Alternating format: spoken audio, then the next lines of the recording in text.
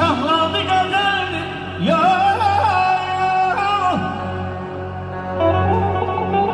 ya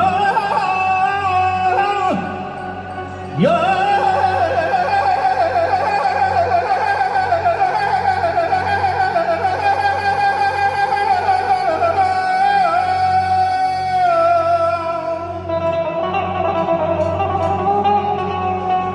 Sağ ol Ömür.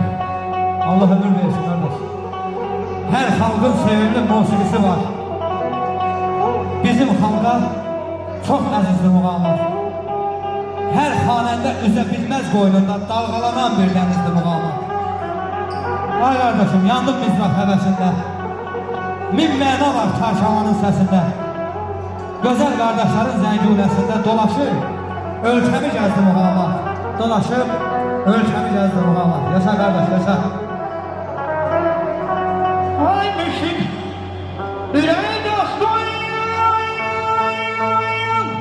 keşke çanakta basayım.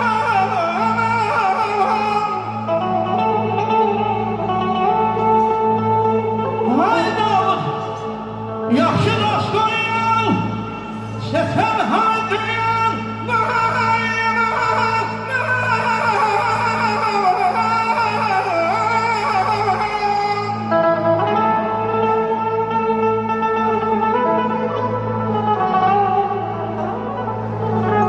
Yaxşı dostum, aydanın yüreğimde yeri var.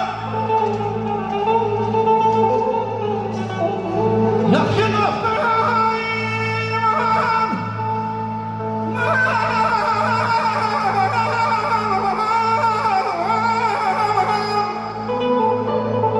Alkışlayan bir güzel alkışlar.